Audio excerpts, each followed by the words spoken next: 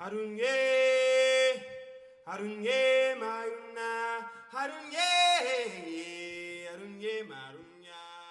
Hello, and welcome to a brand new episode of Giraffes, Eggs and Other African Tales. I am Elam Dani, your host, a teacher by day and a storyteller by night. I am also the author of the West African fable, Giraffes, Eggs.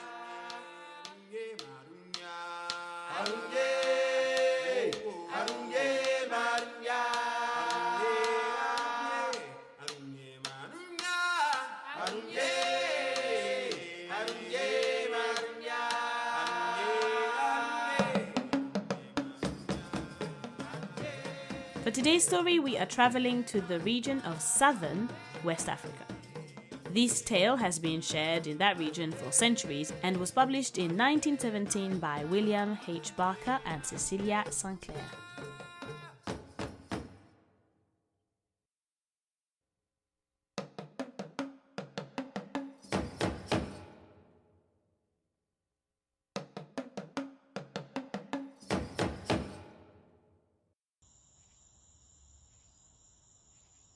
A few hundred years ago, the chief Mori, god, determined to have a splendid yam festival. He therefore sent his messengers to invite all his chiefs and people to the gathering, which was to take place on Fida, Friday. On the morning of that day, he sent some of his servants to the neighboring towns and villages to buy goats, sheep, and cows for the great feast. Mr. Clo, the tortoise, who was a tall and handsome fella, was sent to buy palm wine. He was directed to the palm fields of Koklovi, the chicken. At the time, Clo was a very powerful traveler and speedily reached his destination, although it was many miles distant from Mori's place. When he arrived, Koklovi was taking his breakfast. When they had exchanged the polite salutations, Koklovi asked the reason for Clo's visit. He replied, "I was sent by His Majesty Mori, the ruler of the world, to buy him palm wine." Whether he's ruler of the world or not," answered Koklovi, "no one can buy my wine with money. If you want it, you must fight for it. If you win, you can have all of it, and the palm trees too." This answer delighted Clo, as he was a very strong fighter. Koklovi was the same.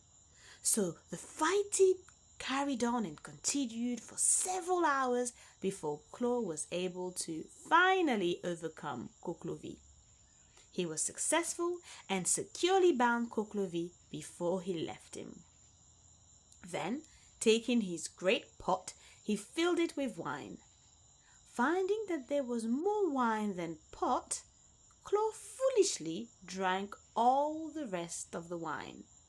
Then he piled on the palm trees on his back and set out for the palace with his pot of wine. The amount he drank, however, made him feel so sleepy and tired that he could barely walk with his very heavy load. Added to this, a terrible rain began to fall, which made the ground very slippery, still more difficult to travel over. By the time Clo succeeded in reaching his master's palace, the gates were shut and locked. Mori, finding it to be very late, had concluded that everyone was inside for the festival. There were many people jam-packed into the great hall, and all were singing and dancing. The noise of the concert was so great that no one heard Clo knocking at the gate. And there he had to stay with his great load of wine and palm trees. The rain continued for nearly 2 whole months, and it was so terrible that the people all remained in the palace until the festival had finished. At that time, poor Clo had died under the weight of his load, which he had been unable to take off his back by himself.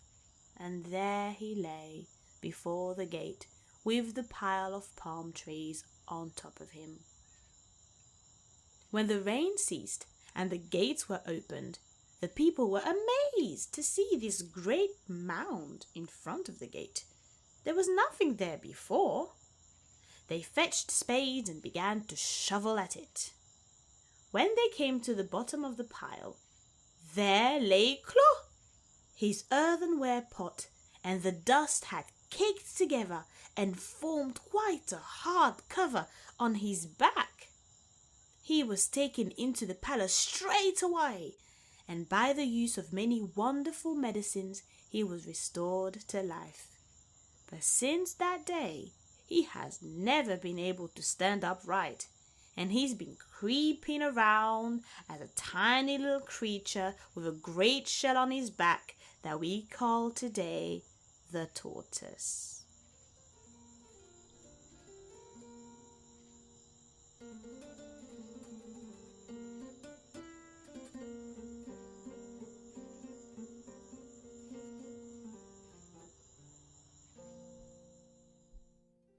Today's story is clearly about the dangers of drinking too much, although the consequences of Clo's drunken attitude are very heavy.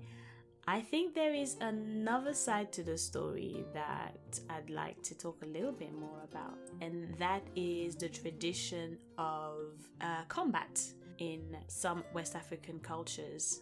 It's very well known in Senegal, but there are many places in West Africa where wrestling and physical combat, body to body combat is a cultural thing. It usually happens at big festivals. You have champions and championships, etc., etc.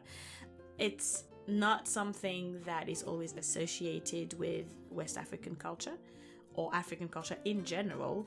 But I think it's nice. It's not like a violent type of, to the death sort of combating. It's more men being men and kind of just showing off their masculinity and their, strength and muscles and whatever.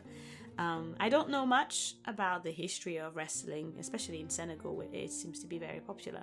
But I think it's something that would be nice to go and dive into. It finds itself inside this story where, don't pay me money, show me that you're a man, let's fight and battle, and if you win, you get it. I think that's it's nice to read this story and rediscover this aspect of West African culture.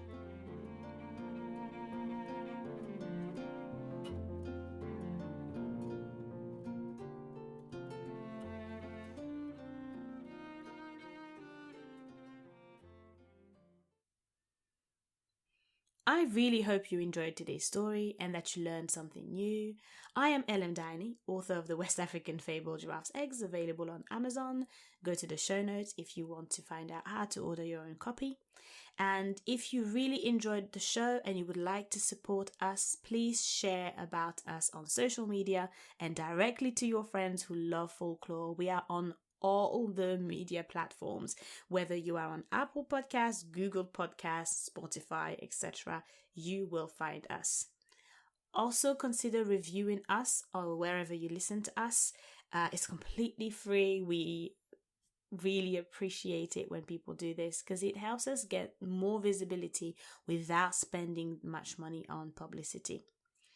Anyway, this has been our story of the week. Don't forget to check out our e-magazine that contains even more stories, some fun activities and fun facts about African culture and geography. Alright, à bientôt les amis. See you soon, friends.